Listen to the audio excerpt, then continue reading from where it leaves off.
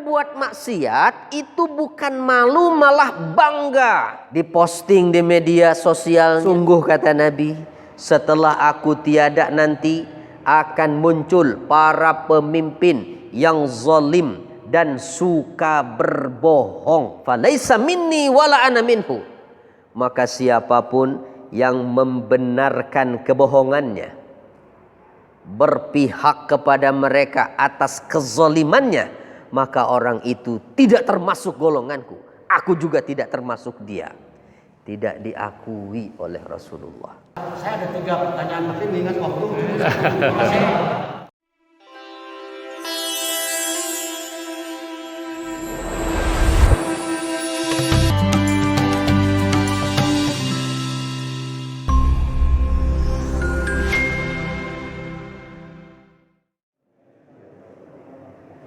Assalamualaikum warahmatullahi wabarakatuh. Bismillah, alhamdulillah, wassalatu wassalamu ala rasulillah wa ala alihi wa sahbihi wa man wala. Subhanaka la ilma lana illa ma'allamtana innaka antal alimul hakim. ولا حول ولا قوة إلا بالله العلي العظيم.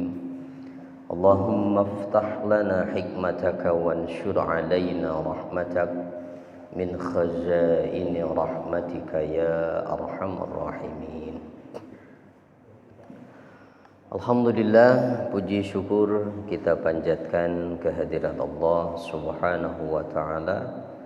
Pada pagi hari ini kembali kita bisa melaksanakan sholat subuh berjamaah. Mudah-mudahan amal ibadah kita diterima oleh Allah Subhanahu wa ta'ala. Insyaallah pagi ini kita akan membahas satu tema tentang asbabu nuzulil bala 'alal mu'min. Sebab-sebab turunnya bala kepada orang beriman. Nah, sebelum masuk pada poin-poin tentang sebab-sebab itu, nah terlebih dahulu yang harus dipahami adalah bahwa fa inna min sunnatillah al-kauniyah wuqu'ul bala 'alal mu'min li hikmatin 'azimah. Bahwa di antara sunnatullah, di antara ketetapan Allah yang berlaku di alam ini, bahwa Allah menimpakan bala terhadap orang beriman untuk satu hikmah yang besar. Nah, jadi Allah itu memberikan bala bukan karena Allah zalim, bukan untuk membinasakan, gitu, tapi karena hikmah yang besar. Sehingga tidak ada seorang pun, khususnya orang beriman, yang luput dari bala, dari ujian, dari bencana. Salah satu dasarnya surah Al-Anbiya ayat 35. Wa nabluukum bisyarri wal khairi fitnah. Dan kami akan menguji kalian dengan keburukan dan dengan kebaikan sebagai fitnah.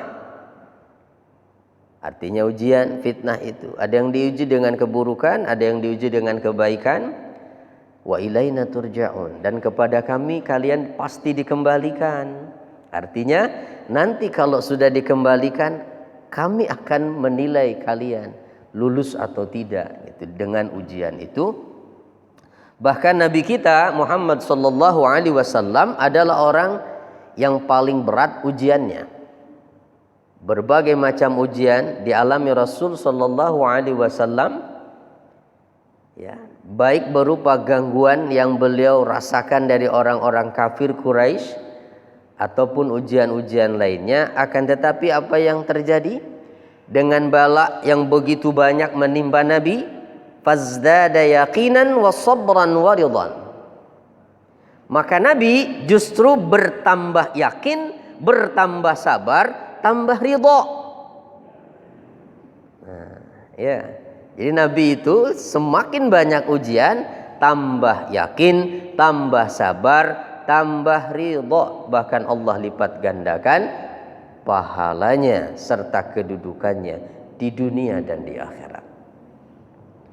Lalu orang yang beriman bagaimana? Selain Nabi, apakah juga dapat bala?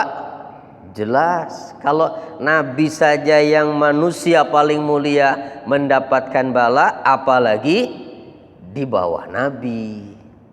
Pastinya tidak akan bisa dipungkiri. Mereka pun mendapatkan bala. Seperti apa?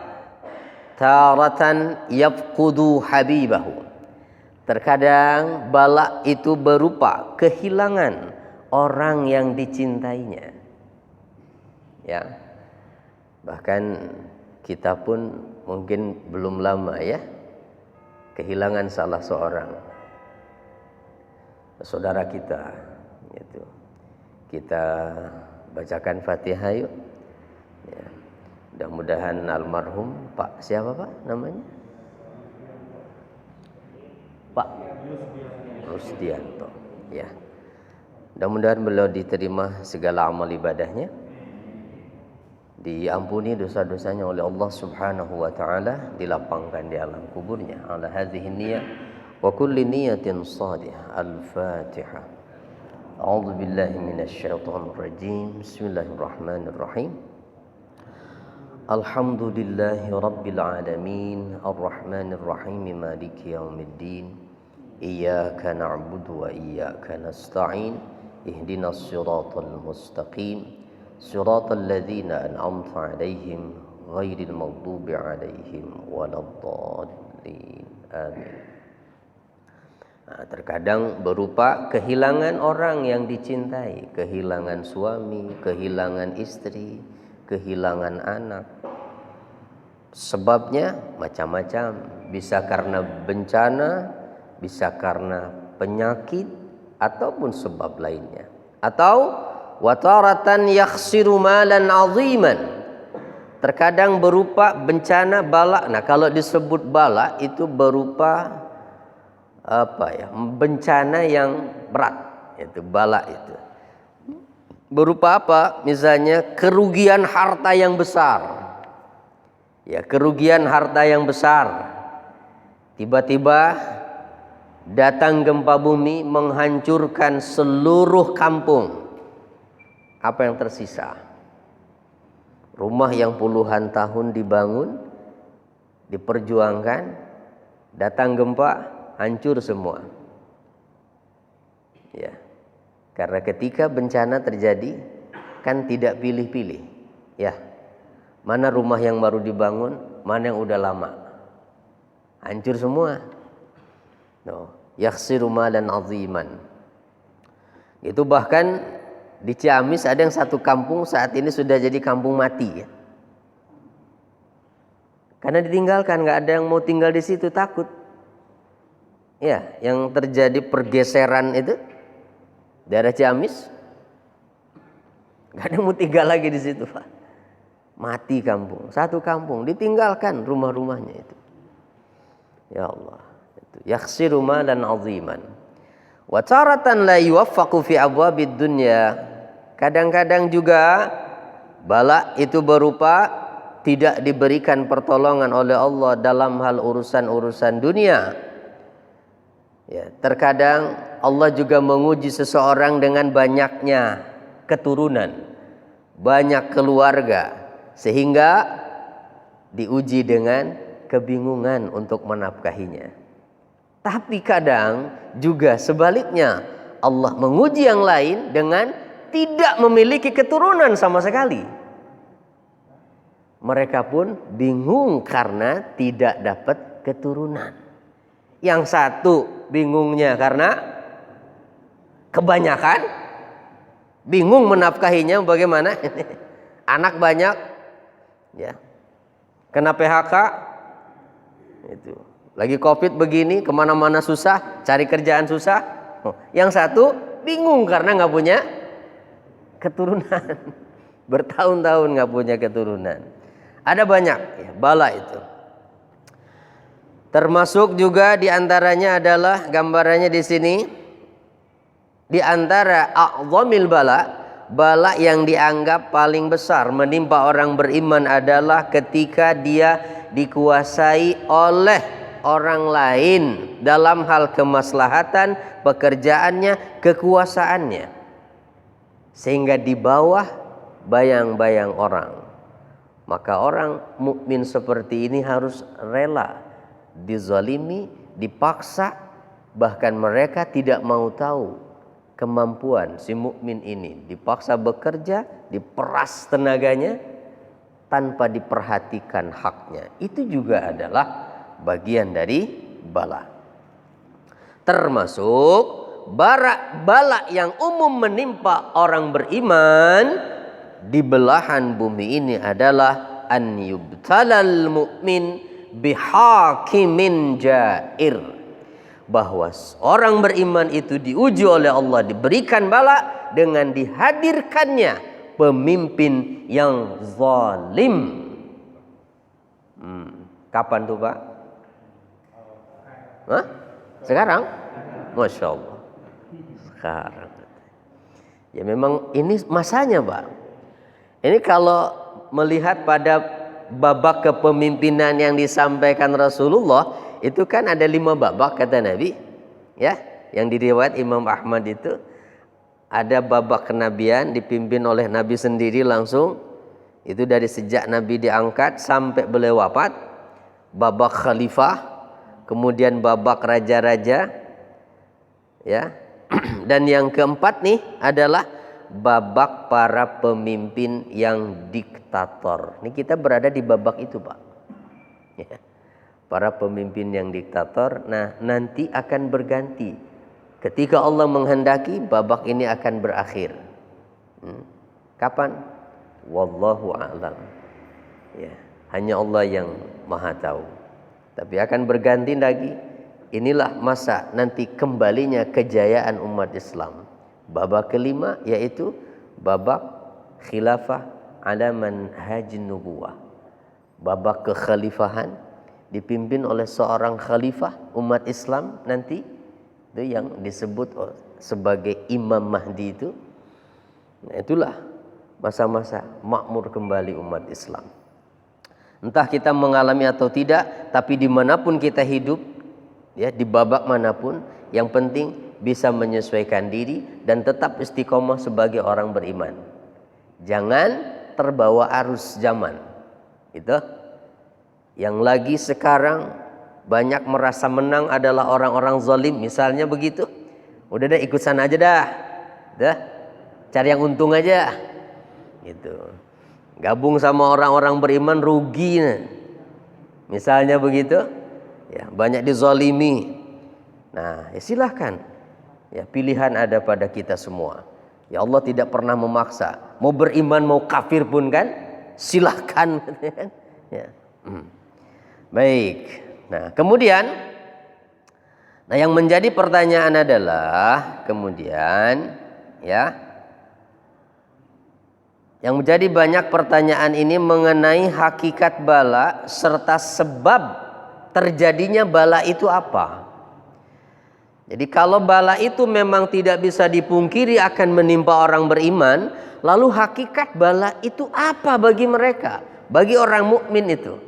Dan pertanyaan kedua, apa sih sebabnya sehingga terjadi bala itu? Kenapa? Karena adalah juga sunnatullah, bahwa ketika Allah menetapkan segala sesuatu, keputusannya itu terjadi melalui proses yang namanya sebab akibat. Bahkan ketika menetapkan rizki kepada seseorang pun misalnya, kan tidak begitu saja. Ketika Allah memberikan rizki kepada satu orang hamba, kan enggak kemudian terus uangnya ujuk-ujuk turun dari rumahnya begitu. Kan tidak. Ada proses, ada sebabnya. Sebabnya apa? dia keluar rumah cari kerjaan itu, atau silaturahim ke temannya, jadi jalan, jadi sebab Allah berikan. Begitu juga bala, ya, begitu juga bala, pasti ada sebab. Nah, ini akan kita bahas ini, ya.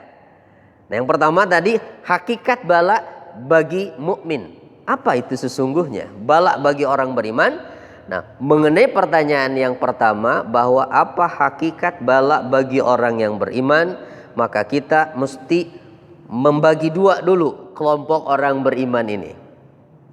Jadi tidak bisa kita samaratakan hakikat bala terhadap semua orang beriman. Nah, ada bagian yang pertama, as-sinful awal. Siapa mereka? Man kana minal kamal min ahlil iman. Golongan yang pertama adalah golongan orang beriman yang memiliki keimanan yang sempurna, yaitu mereka yang ucapan lahirnya sesuai dengan hatinya, tidak pernah bertentangan, yang tampak dari dirinya selalu sabar menghadapi kenyataan dan mensyukuri setiap keadaan. Tuh, kemudian siapakah mereka? Yang tidak pernah mengeluh menghadapi kesulitan, yang memiliki kesabaran ekstra dalam menghadapi setiap ujian.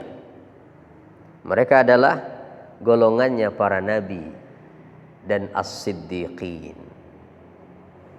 Nah, maka hakikat bala bagi golongan pertama ini, fahadha nuzulul bala alaihi min babir rif'ati wal karamati lahu. Maka hakikat bala yang dialami oleh para nabi dan orang-orang yang memiliki sifat yang sama, bagi mereka bala itu adalah sarana untuk mengangkat derajat mereka di sisi Allah. Cara Allah memuliakan mereka fil akhirati, di akhirat.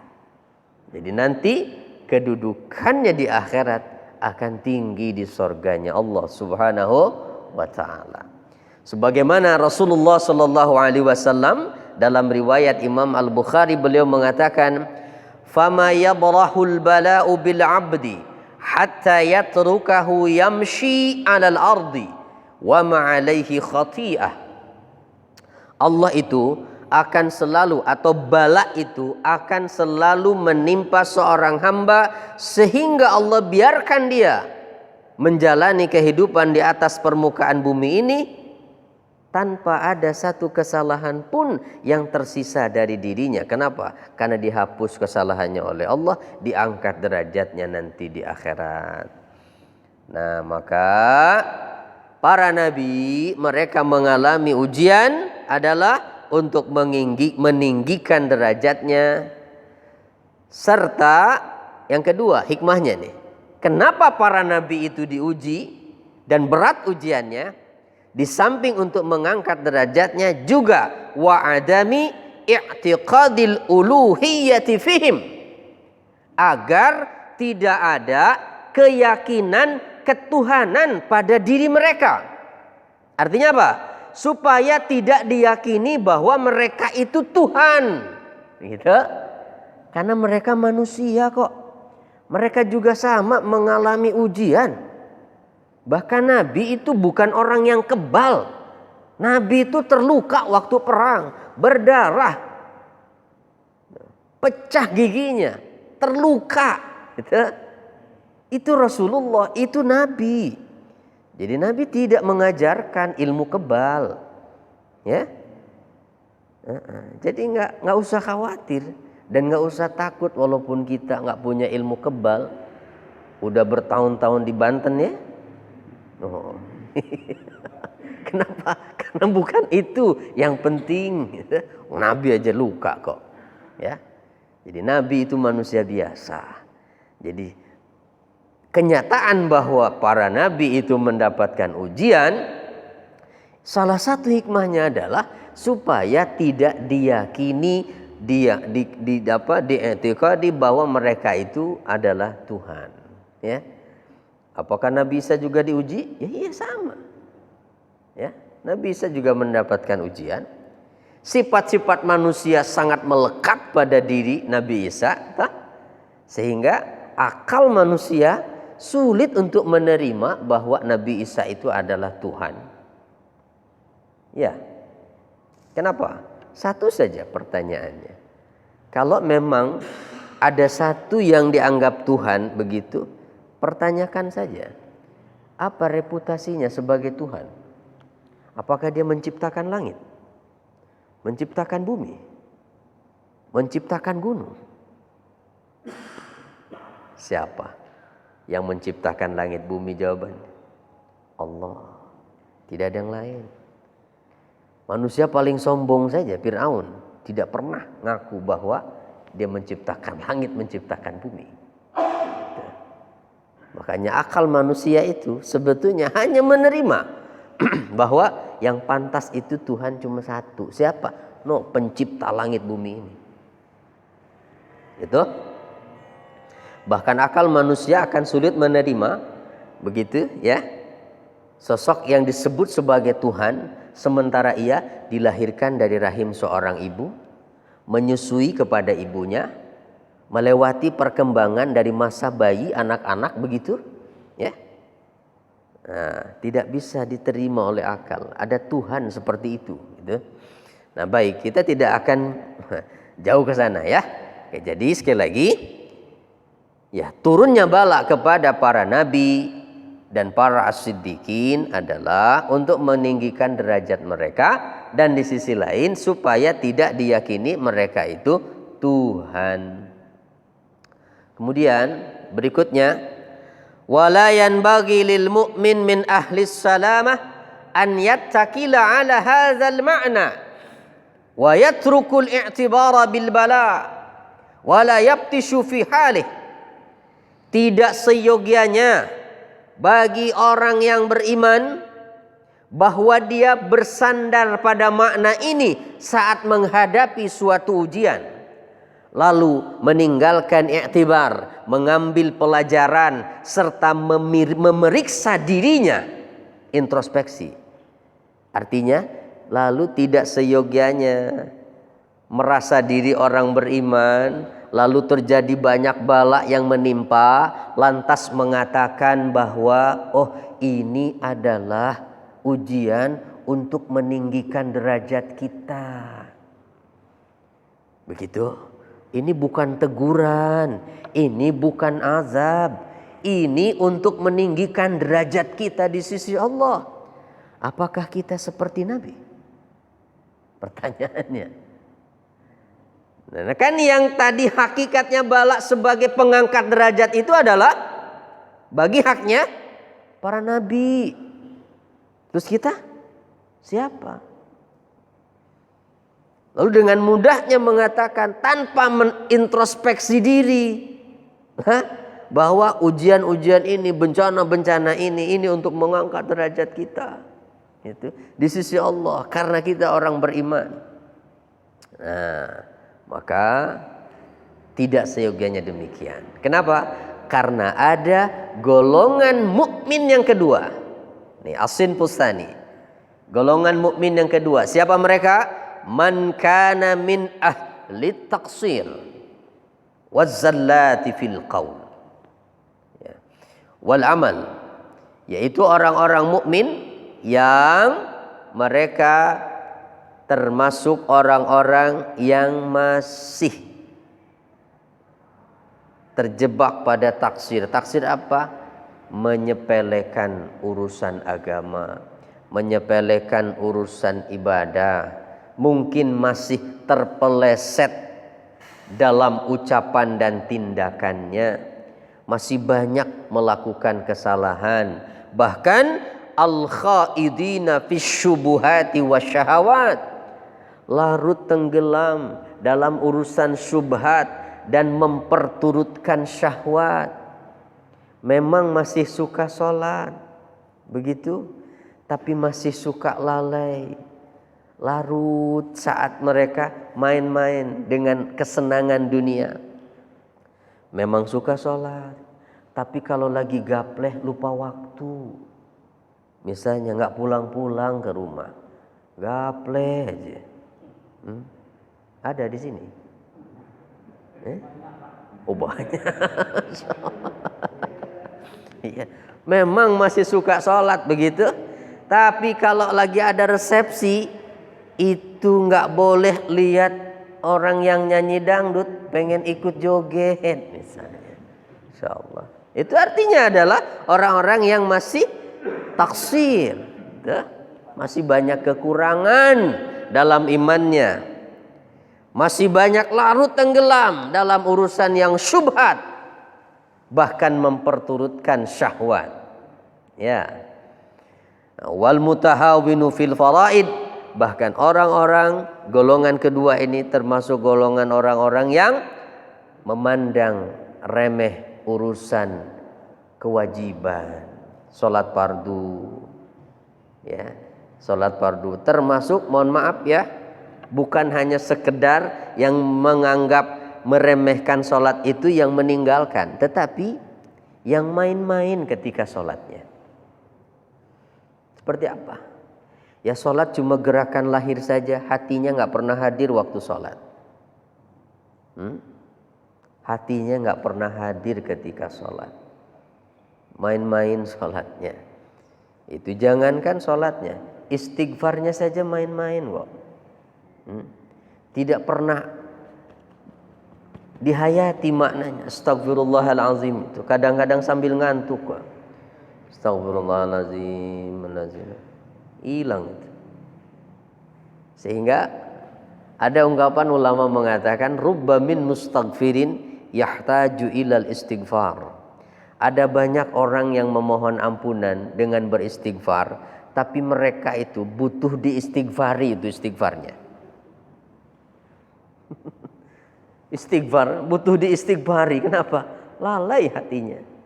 Ya. Nah, kalau gambaran yang kedua ini, kira-kira nih kita yang ada di sini masih termasuk golongan itu enggak? Hah? Insya Allah masih ya. Ya, wal mutasahilina fil amanah, yang menganggap ringan urusan amanah. Urusan amanah menganggap ringan bagaimana? Ya tidak dianggap itu sebagai sesuatu yang penting untuk diperhatikan.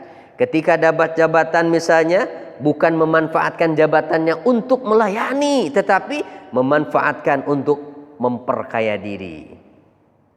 Gitu. Ya, kenapa? Karena dapat jabatannya juga pakai modal. Ya enggak? Jabatan apa saja? Dari jabatan tertinggi sebagai presiden, gubernur, wali kota, camat, lurah, gitu. Sampai amanah-amanah yang kecil sekalipun, kadang-kadang kita masih menganggap ringan urusan itu. Dipercaya sebagai bendahara misalnya ya. Nah, dalam satu lembaga memegang uang banyak, terkadang hati ini masih suka tergoda. Saat kita butuh uang ada, nah udah deh pakai aja dulu. Pakai aja dulu, nanti diganti. Bahasanya kan begitu. Waktunya dibutuhkan gak bisa ganti, akhirnya mohon maaf. Tasahul fil amanah, menganggap remeh urusan amanah. Itu amanah, hati-hati Pak ya. Bahkan titipan orang juga kadang-kadang ya. Dititipi motor, tetangganya pulang kampung, saya titip ya. Ini titipan, amanah. Titipan itu tidak boleh dipergunakan seenaknya, kecuali yang menitipkan itu sudah memberikan izin. Saya titip ya motornya, saya mau pulang kampung. Kalau mau pakai aja silahkan, nggak apa-apa. Tapi kalau tidak ada pernyataan itu, tidak boleh seenaknya. Terus kemudian motor itu kita pakai kemana-mana. Kenapa? Itu punya orang. Ya. Nah ini urusan amanah. Tapi kan kita anggap itu kecil lah.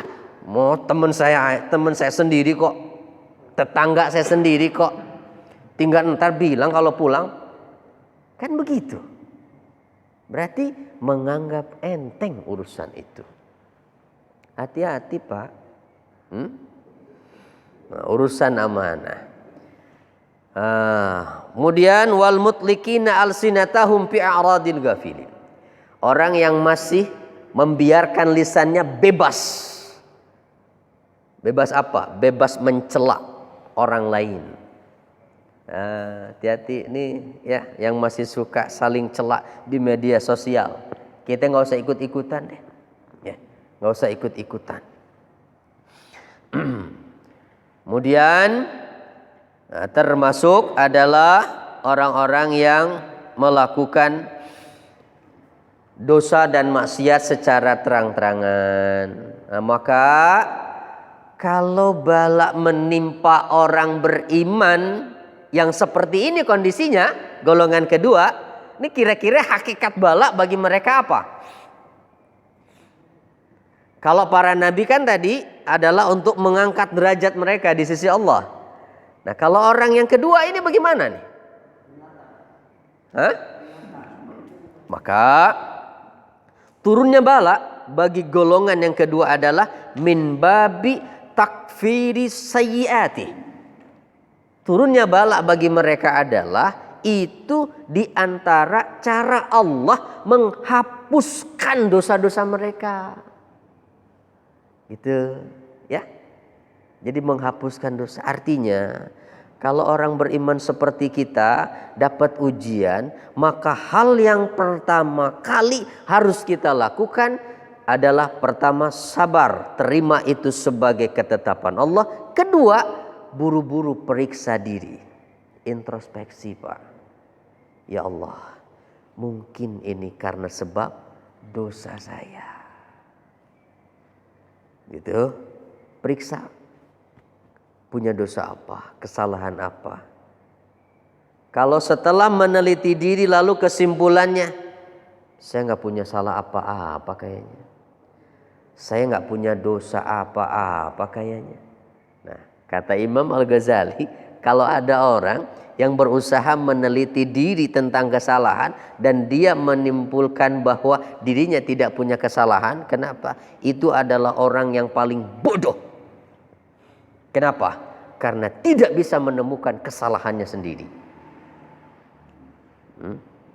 Tidak ada kita yang nggak punya salah toh? Tidak ada di antara kita. Walaupun ustadz, kiai, ulama, tetap ada kok. Ya kesalahannya, pasti ada dosanya. Nah maka itu yang harus dilakukan. Periksa dosa apa. Nah inilah yang disampaikan Nabi dalam sabdanya, ma yusibul muslima min hammin wala hazan, tidaklah menimpa seorang muslim. Apa itu? Hammin wala hazan, kegundah gulanaan, kesedihan, wala wasabin, tidak pula wasab, penyakit yang menahun. Dikasih penyakit bertahun-tahun gak kunjung sembuh. Berobat kemana-mana belum ketemu yang cocok, terus saja. Itu nasab, wasab. Wala nasabin, tidak pula menimpa muslim berupa nasab, kepayahan dalam mencari penghidupan. Itu kalau orang dapat uang itu gampang banget gitu, bahkan gak usah kemana-mana uangnya datang. Nah sementara dia harus kerja keras, peras keringat, banting tulang. Itu pun dapatnya nggak seberapa, padahal udah banting-banting tulang. Ya, dapatnya nggak seberapa. Itulah nasab, kepayahan dalam mencari penghidupan. Wala azan, tidak pula menimpa muslim berupa gangguan. Gangguan dari orang yang memusuhinya, gangguan dari pemimpin yang zalim yang menzaliminya, atau gangguan dari tetangganya yang buruk akhlaknya. Hatta syaukatu yushakuha, bahkan bukan hanya musibah yang besar, hanya sekedar duri yang menusuk tubuhnya. Nah tidaklah itu terjadi kepada seorang muslim, kata Nabi, illa kaffarallahu biha min khotoyahu, melainkan karena sebab itu Allah akan hapuskan sebahagian kesalahan-kesalahannya, ya. Min khotoyahu, itu riwayat Imam Muslim. Atau, nah jadi sekali lagi, ya, hakikat bala yang menimpa orang mukmin golongan kedua itu berarti kemungkinan pertama apa? Menghapus dosa. Atau kedua adalah ta'jilu uqubatihi fid dunya.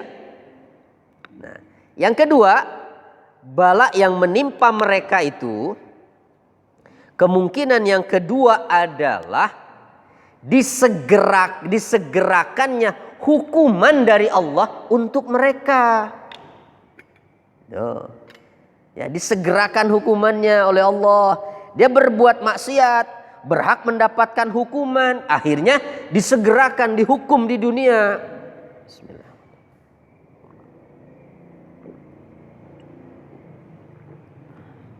Maka dalam hal ini Ibnu Abbas mengatakan begini, Pak. Yu'ajjilu lil mu'mini uqubatahum bizunubihim wala yu'akhazuna biha fil akhirah. Kata Ibnu Abbas, Allah itu menyegerakan hukuman bagi orang-orang yang beriman karena sebab dosa mereka. Dan nanti di akhirat mereka tidak akan disiksa lagi. Tuh, makanya kalau dapat kesulitan itu lebih baik introspeksi dan pahami ini. Ya Allah, mudah-mudahan apa yang terjadi ini bisa menghapuskan dosa saya. Tidak apa-apa ya Allah, saya ridho kalau ini dapat menghapus dosa. Tapi nggak usah nantangin. Tambah lagi ya Allah.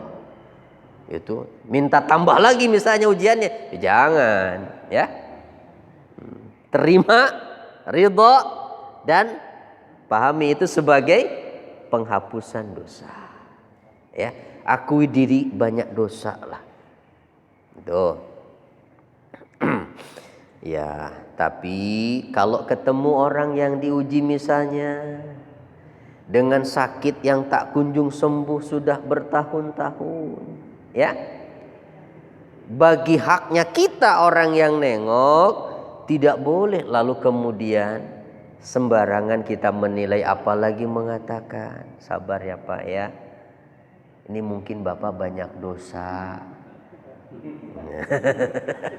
Ini untuk menghapus dosa-dosa Bapak. Ya jangan ngomong begitu Mah ya. Jadi itu dipahami untuk memahami diri kita kalau kita dapat ujian, ya. Tapi kalau untuk menilai orang, jangan sembarangan karena kita nggak tahu kan. Pribadi orang yang tahu hanya Allah Subhanahu wa taala. Baik. Jadi dua kemungkinannya ya. Kemungkinannya adalah menghapus dosa atau menyegerakan hukuman. Berarti yang lebih tepat untuk saat ini nih. Karena Nabi hari ini udah nggak ada kan?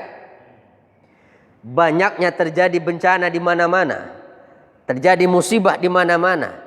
Berarti itu kemungkinannya yang pertama atau yang kedua? Menimpa golongan mukmin yang pertama apa yang kedua? Kalau pertama kan golongan para nabi nih, yang bencana atau ujian bagi mereka untuk mengangkat derajat. Kalau golongan kedua, golongan orang beriman yang masih banyak dosa. Ini kira-kira bencana hari ini yang banyak terjadi itu masuk yang mana? Oke, setuju ya? Sepakat. Karena banyak dosa. Dosa apa ya kira-kira? Dosa apa kira-kira? Nah, maka dalam hal ini para ulama mencatat ada 7 macam dosa yang bisa menjadi sebab terjadinya bala secara merata. Ada 7 Pak. Ya. Banyak dong, ya. Pertama, kasratuz dzunub wal istighfafu biha. Banyaknya perilaku dosa dan menganggap remeh urusan dosa. Nah, kira-kira orang-orang hari ini yang katanya mayoritas muslim, yang masih mereka terjebak pada maksiat itu jumlahnya banyak atau sedikit? Oh, banyak. Bahkan sebahagian mereka menganggap remeh urusan itu. Jangankan dosa yang kecil, meninggalkan sholat saja masih banyak yang menganggap itu urusan yang sepele. Padahal meninggalkan sholat itu dosa besar. Masih banyak ngaku muslim, Ramadan nggak puasa. Ya, biasa aja makan minum, ngerokok, dan menganggap remeh urusan itu, menganggap ringan urusan itu. Ya walaupun lebaran mah ikut juga itu, ya lebaran. Nah, itulah faktanya. Berarti ini nggak kita pungkiri nih ya. Banyak terjadi maksiat dan banyak orang yang meremehkan urusan maksiat. Ya, termasuk mungkin di lingkungan kita juga ada itu. Ya. Kedua, al-mujaharatu bil ma'asi wa izharul fawahish. Melakukan secara terang-terangan perbuatan maksiat dan menampakkan perilaku keji. Berbuat maksiat itu bukan malu, malah bangga. Itu diposting di media sosialnya, diperlihatkan fotonya sedang dia melakukan maksiat. Ada nggak kira-kira orang begitu sekarang? Banyak lagi jawabannya kan. Mujaharah bil ma'asi, menampakkan perilaku keji. Apa perilaku keji itu? Ya zina dan teman-temannya. Bangga gandeng pasangan sama-sama laki-laki. Nggak buru-buru malu, bangga. Itu. Jalan gandengan, laki sama laki pada jenggotan. Ya Allah, inilah izharul fawahish. Bahkan mereka, ya kan, pengen diakui eksistensinya. Ya bahaya kalau sampai diakui pernikahan sesama jenis ini ya. Makin gede aja nanti balanya yang akan menimpa. Itu. Yang kita kenal sebagai LGBT itu. Lalu yang ketiga, zulmul ibad wa tasallut ala hukukihim. Terjadinya kezaliman terhadap hamba-hamba Allah. Zalim baik dengan kata-kata, dengan mencaci, memaki, menjatuhkan harga dirinya, sampai zalim menyakiti secara fisik, memukul, menampar, bahkan yang paling berat menghilangkan nyawa. Terjadi tidak? Terjadi. Dan bahkan dibiarkan. Ya. Zulmul ibad wa tasallut ala hukukihim, menguasai hak-hak mereka. Ya. Menguasai hak-hak mereka. Ini yang ketiga, zulmul ibad. Nah, kita kalau disebutkan satu persatu ini berarti ini ya kita berusaha jangan sampai termasuk golongan itu. Gitu. Jangan terus kemudian ya kan berarti memang sekarang udah zamannya begitu. Jadi udah dianggap wajar dan biasa orang berbuat maksiat, ya udah nggak apa-apa. Ya jangan, justru ya. Nah, jadi hari ini kalau ada orang istiqomah dalam ibadah, maka kata Nabi, ya, orang yang istiqomah beribadah di zaman yang penuh dengan kekacauan seperti sekarang ini, maka pahalanya seperti pahala orang berhijrah dulu di zaman Rasul sallallahu alaihi wasallam. Bahkan Nabi menggambarkan, Pak, hari ini kita memegang teguh keyakinan, memegang teguh sesuatu yang kita anggap benar, itu seperti memegang bara api.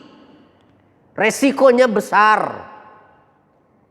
Bisa jadi kita dibenci orang, bisa jadi kita dikucilkan. Itu hari ini. Itu kita memegang teguh sesuatu yang kita anggap benar, itu justru kata Nabi seperti memegang bara api. Tak apa-apa. Ya, sabar saja. Ya. Yang ketiga. Kemudian yang keempat. Ta'yirul muslim wal izdira'u minhu wasyamatatu bih. Ta'yirul muslim artinya, ta'yir itu mempermalukan muslim, mengalami akibatnya. Gitu. Nih, ta'yirul muslim wal izdira' minhu. Apalagi yang kelima, al-uquq wal qati'ah. Nah, untuk yang keempat tadi kira-kira masih terjadi atau tidak? Masih. Kelima, al-uquq wal qati'ah. Terjadinya durhaka anak terhadap orang tuanya, serta banyaknya terjadi qati'ah, memutuskan tali silaturahim antar saudara. Saudara sama saudara retak hubungan gara-gara waris. Nggak saling kenal, nggak mau lagi saling berkunjung. Anak durhaka sama orang tuanya. Hari ini bukan kabar berita yang asing kalau kita mendengar berita ada anak yang menggugat orang tuanya. Ya, Masya Allah, itu terjadi saat ini. Bahkan ibu yang melahirkannya udah nggak dianggap lagi. Al-uquq itu terjadi. Apalagi yang keenam. Hati-hati nih Pak, yang keenam nih. Ar-rukun liz-zalamati wa nusrati ahlil fasad. Adanya kecenderungan hati kepada orang-orang zalim dan ikut membantu orang-orang yang berbuat kerusakan, mendukung. Gitu? Awas dong, hati-hati ya.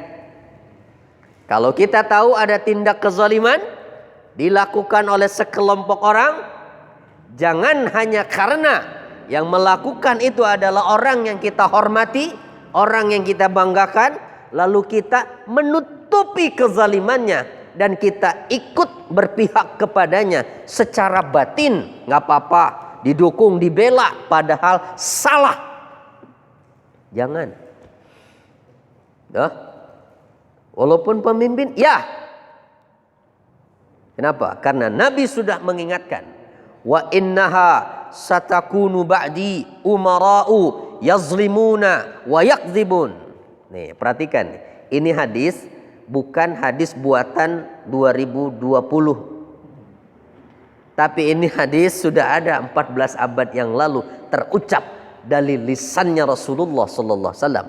Apa itu? Sungguh kata Nabi, setelah aku tiada nanti akan muncul para pemimpin yang zalim dan suka berbohong. Loh, gening gitu, ya. Itu Nabi sudah mengatakan begitu. Maka Nabi mengatakan kemudian, faman saddaqahum bikadzibihim wa ma la'ahum ala zulmihim falaysa minni wala ana minhu. Maka siapapun yang membenarkan kebohongannya, berpihak kepada mereka atas kezalimannya, maka orang itu tidak termasuk golonganku. Aku juga tidak termasuk dia. Tidak diakui oleh Rasulullah. Ya. Jadi gimana dong? Hadis ini disampaikan bukan untuk mendorong kita menjadi pemberontak. Tidak sama sekali. Karena Nabi tidak pernah memerintahkan itu. Ya.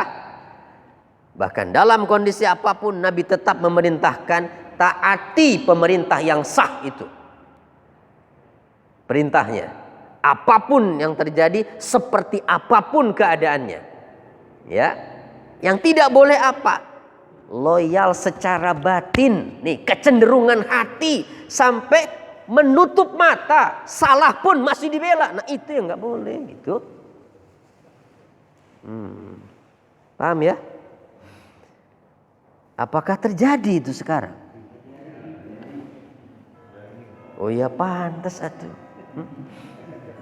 Ya.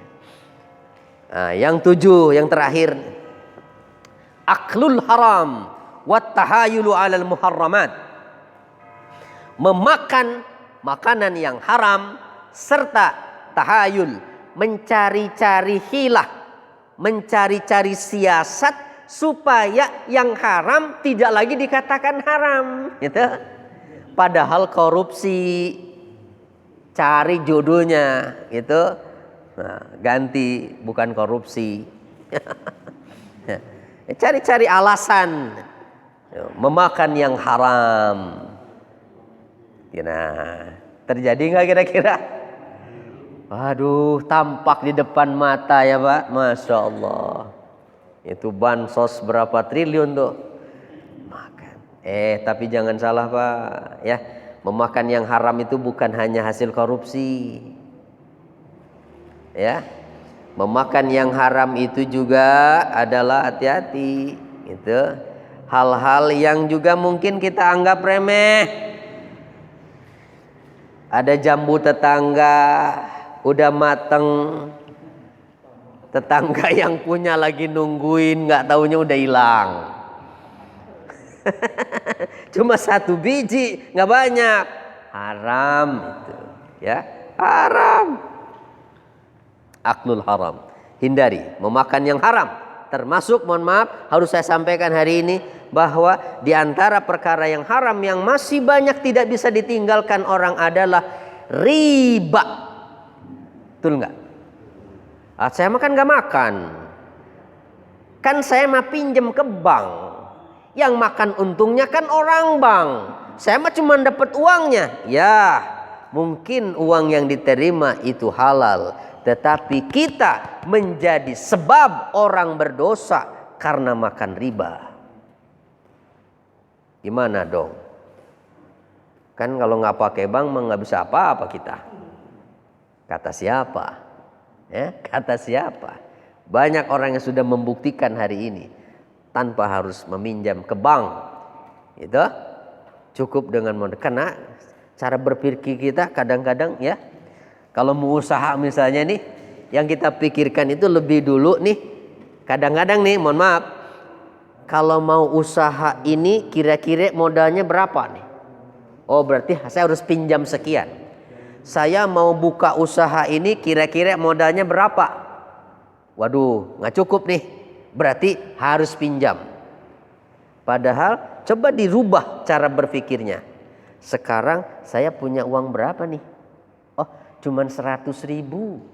Kira-kira 100.000 usaha apa ya? Manfaatkan. Dari 100.000, hal kecil, sepele, tapi kalau tekun bisa besar loh. Gitu? Nah, ya. Baik. Jadi kita sepakat bahwa kira-kira 7 perkara tadi yang merupakan maksiat masih terjadi di negeri kita. Ya, berarti kira-kira solusinya nih, mencari solusi dari apa yang terjadi menimpa negeri ini apa dong? Ya. Kalau itu terjadi karena maksiat, solusinya apa? Tobat. Yuk ajak tobat nasional deh. Ya. Nah, belum ada yang menganjurkan tobat ini. Ya. Coba itu digaungkan itu, ajak tobat rame-rame itu. Jangan masih merasa benar saja. Kita banyak salah, termasuk mohon maaf, kita yang menyaksikan orang berbuat maksiat tapi diam saja. Itu kan juga dosa, Pak. Ya, mendiamkan kemaksiatan itu. Baik, itu saja barangkali ya, mudah-mudahan bermanfaat apa yang kita bahas pagi ini.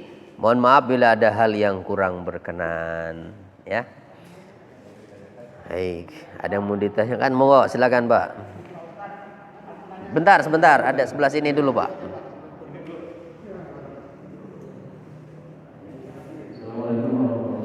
Waalaikumsalam warahmatullahi.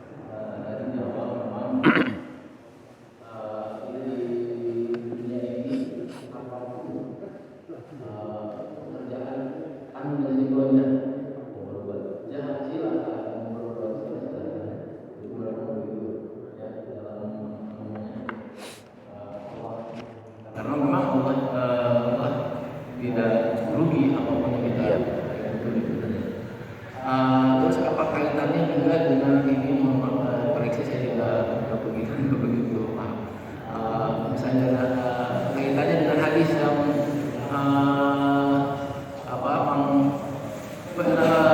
apabila kita melihat kemungkaran itu, menurut Allah wali biasa baiklah mustaqim wal wabila sampai di sana dalam asali di sana itu yang paling rendah gitu kan. Nah itu juga kita sebagai muslim kan berugi juga kalau misalnya hanya beriman dan beramal soleh sebagaimana Allah maaf sendiri kita, kecuali lagi amal Muhammad sallallahu alaihi wasallam. Nah, sejauh mana kita sebagai muslim di era ini, di era digital berperan dalam itu sejauh mana Ustaz? Kita sebagai muslim supaya tidak rugi gitu ya. Assalamualaikum warahmatullahi wabarakatuh. Ya, boleh silakan.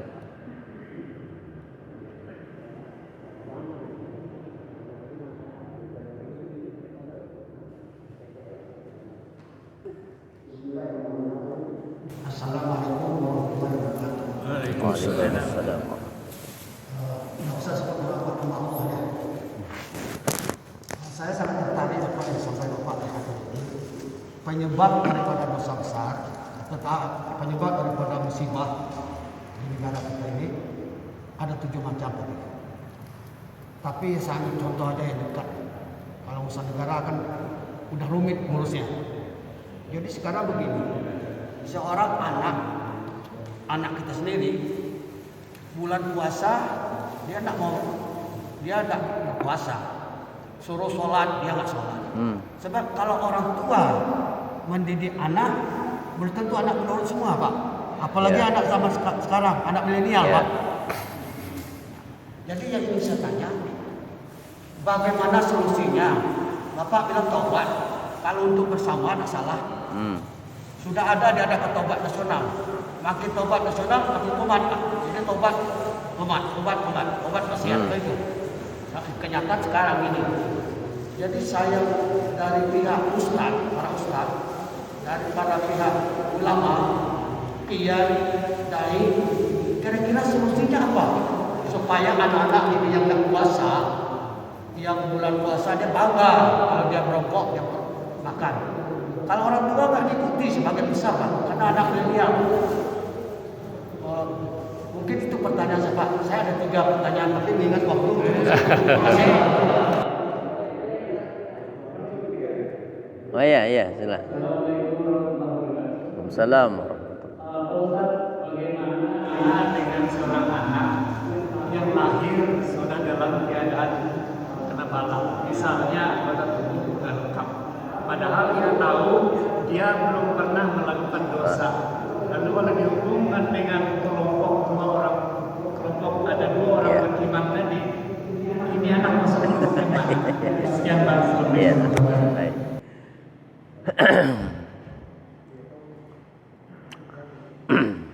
Nah, baik.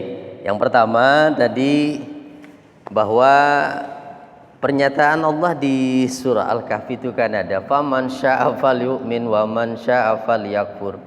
Udah biar aja Pak, udah putus itu. Siapa yang berkehendak silahkan beriman, siapa yang berkehendak silahkan kafir, begitu ya. Seakan-akan mau beriman silahkan, mau kafir silahkan. Itu pernyataan ada di ayat seperti itu. Artinya ya bahwa sebetulnya manusia itu diberi kebebasan untuk memilih. Ya, silahkan kok. Allah nggak bakal rugi, nggak beriman juga, nggak bakal berkurang kekuasaannya. Nah, ayat semacam ini begitu ya, jangan lalu dibenturkan dengan adanya keterangan lain yang memerintahkan pada kita untuk, misalnya di surat Al-Asr ada pernyataan tawasi bil haq, tawasi bis sabr, saling berwasiat, saling mengingatkan. Atau seperti hadis yang disampaikan Bapak tadi, ya, man ra'a minkum munkaran, siapa yang melihat satu kemungkaran, falyughayyirhu biyadihi, maka dia mesti merubah dengan tangannya kalau sanggup. Kalau nggak sanggup, fabilisani, dengan lisannya. Kalau nggak sanggup, dengan hatinya.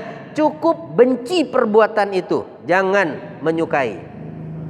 Nah, artinya itu tidak berbenturan dengan itu. Ya, artinya ketika amar ma'ruf nahi munkar, ya, atau ketika dihadapkan pada sesuatu kemungkaran, kita tetap punya kewajiban untuk merubah itu. Dan setelah maksimal usaha kita lakukan, ternyata tidak ada respon sama sekali, nah sudah, silakan. Karena memang berarti dia adalah orang yang belum dikehendaki oleh Allah untuk menjadi orang baik. Betapa usaha Nabi membujuk tokoh-tokoh Quraisy itu untuk beriman. Bukan 1-2 kali. Abu Jahal, Abu Lahab itu dibujuk oleh Nabi. Disampaikan berbagai macam keterangan, bukti-bukti kebenaran. Nggak kunjung terbuka hatinya. Nah, maka ini masuk kelompok yang kalau disebut di ayat lain, khatamallahu ala qulubihim, sudah tertutup mata batinnya. Nah, maka itu kalau sudah tampak seperti itu, ya berarti ya monggo silahkan. Ya, tapi juga bukan terus berhenti, ya. Amar ma'rufnya, nahi munkarnya tetap dilakukan. Nah, ketika ujungnya sampai pada puncak misalnya tidak berubah juga, ya itu tadi ayat yang berlaku, ya, bahwa Allah tidak pernah memberikan tekanan, artinya tidak memberikan kebebasan untuk memilih. Silahkan, karena akan ditanggung sendiri akibatnya. Faman ya'mal misqala dzarratin khairan yarah, wa man ya'mal misqala dzarratin syarran yarah.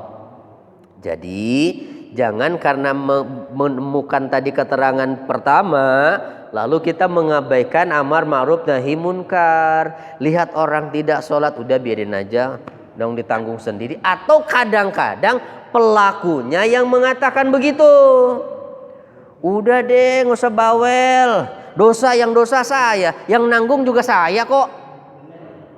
Ada suka menemukan orang begitu, ya. Udah deh, nggak usah ngurus orang dah, dosa-dosa saya, gitu. Yang akan nanggung akibat juga saya. Jadi sudah sadar sendiri sebetulnya, ya. Ya kalau sadar akan merasakan akibatnya, kenapa nggak berubah? Gitu. Harusnya kan begitu. Ya, nggak usah terpengaruh dengan kata-kata semacam itu. Karena kita tetap punya kewajiban dan kita tidak tahu dari lisan siapa orang itu akan berubah. Mungkin lisan kita nggak menjadikan sebab dia berubah.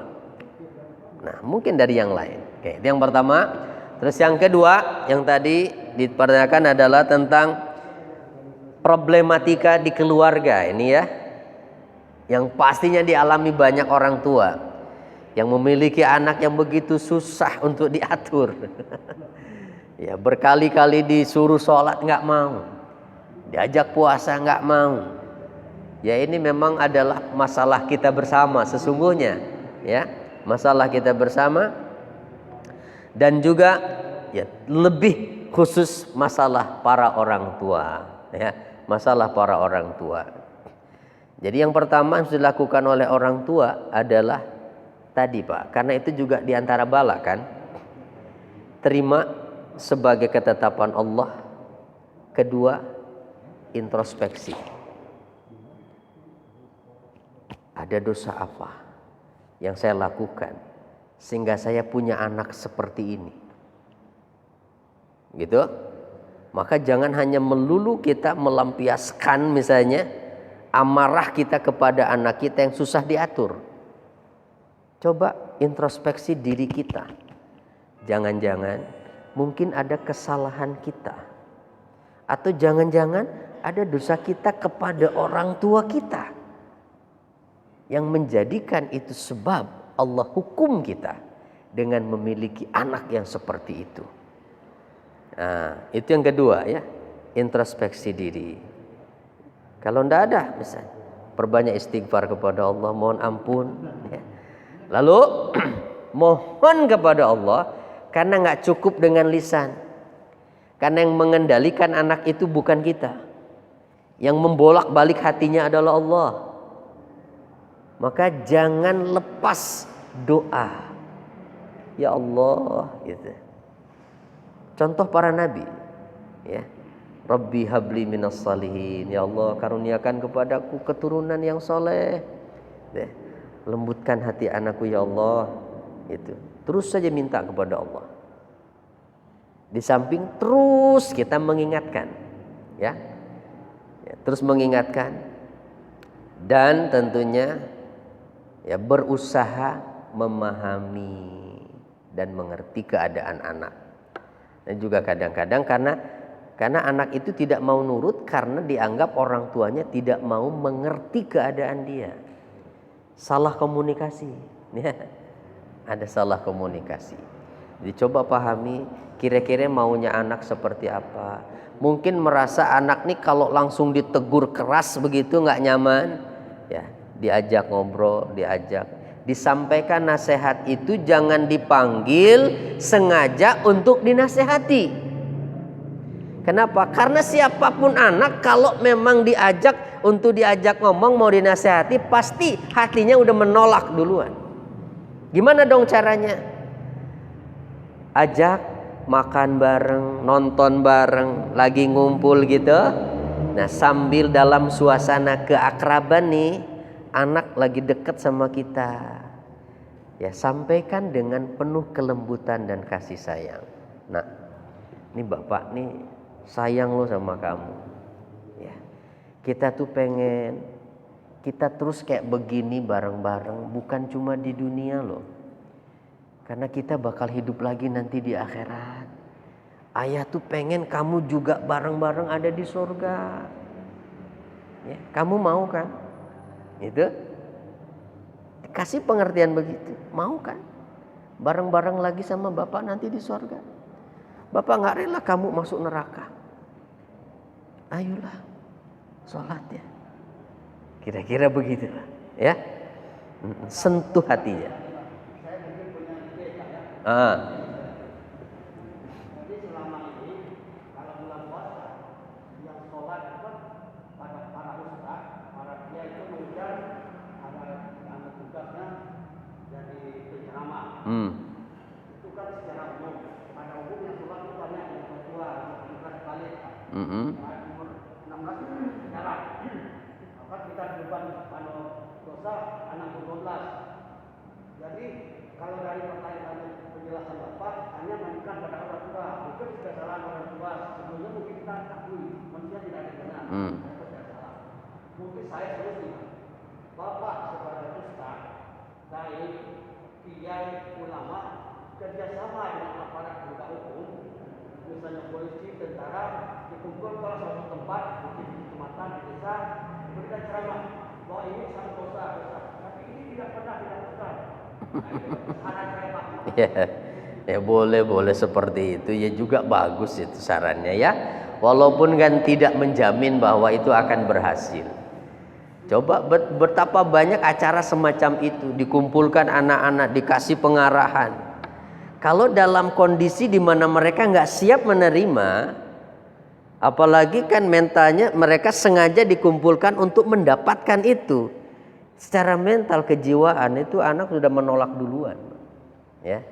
Maka yang lebih tepat itu adalah orang yang terdekat. Makanya Nabi, orang terdekat nggak harus orang tua sebetulnya, nggak harus orang tua, yang mungkin tetangganya, yang mungkin juga dia punya ustadz, itu ustadz pribadinya. Itu maksud saya, ya.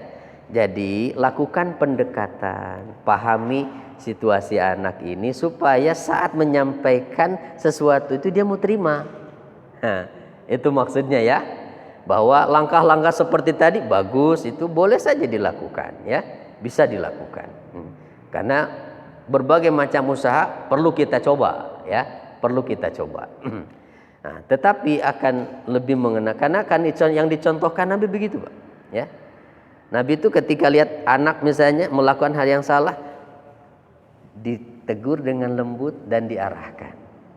Gini loh nak, ya, makan dengan tangan kanan ya, baca Bismillah. Terus satu saat Nabi membonceng sahabat masih anak-anak, sambil dibonceng itu Nabi menyampaikan nasihat, gitu loh. Jadi cari suasana yang si anak ini tidak merasa sengaja diajak untuk dinasehati, tapi nasihat itu masuk. Nah itu ya. Nah, itulah barangkali jawabannya ya. Kalau kurang puas, ya memang itu sebatas apa yang bisa saya sampaikan. Ya, mudah-mudahan sedikit memberikan gambaran. Yang ketiga tadi pertanyaan tentang kalau ada anak bayi yang begitu lahir sudah dapat ujian, sudah dapat bala, lahir ternyata jantungnya bocor, banyak sekarang begitu, ya. Lahir ternyata sudah bermasalah paru-parunya. Ini gimana? Bagi haknya si anak, pastinya kan anak belum punya dosa. Dosa apa dia? Maka karena belum punya dosa kan berarti kedudukannya ya hampir sama dengan Nabi. Buat mereka akan mengangkat derajatnya. Kalaupun sampai karena sebab itu dia meninggal, ya. Nah, adapun bagi orang tuanya, ya tetap berlaku tadi. Terima sebagai ujian dari Allah. Kedua, introspeksi. Ada dosa apa nih kita? Sehingga diuji oleh Allah dengan ujian seperti ini. Maka kalau kita nonton acaranya Ustadz Danu tuh, yang suka ngobatin orang, Pak, kan suka ditanya itu masalah-masalah interaksinya dengan sesama, dengan orang tuanya, dengan tetangga, mungkin punya masalah begini. Karena memang ya itu tadi. Jadi dosa itu ternyata berefek pada ujian-ujian termasuk bala yang diantaranya juga penyakit gitu. Nah jadi itu pahami, kalaupun ternyata orang tuanya ustadz kok misalnya ya diuji oleh Allah punya anak seperti itu, apakah ustadz dijamin gak punya dosa? Kan gak juga. ya kan tidak juga. Jangan-jangan ustadz paling besar dosanya karena merasa punya banyak alasan untuk berbuat maksiat. Itu ilmunya banyak. Gitu. Ya, jadi jangan juga. Justru mungkin dosanya karena merasa diri ustadz, merasa paling bersih dari yang lain. Nah, itu yang pernah tidak terkoreksi. Bisa jadi. Ya. Merasa paling benar, merasa paling bersih, mentang-mentang ustadz gitu ya. Nah, ya itu mungkin yang enggak pernah terkoreksi pada dirinya. Intinya insya Allah bisa dipahami ya. Kalaupun barangkali betul-betul tidak ada dosa, betul-betul tidak ada dosa nih, ya itu tadi untuk mengangkat derajatnya, ya, mengangkat derajat. Baik, sudah cukup siang ini kita. Mohon maaf ya. Aduh, kelamaan jadinya. Mohon maaf ya Pak bila ada hal-hal yang kurang berkenan. Mari kita tutup dengan kafaratul majlis. Subhanakallahumma wa bihamdika asyhadu an la ilaha illa anta astaghfiruka wa atubu ilaik. Assalamualaikum warahmatullahi wabarakatuh.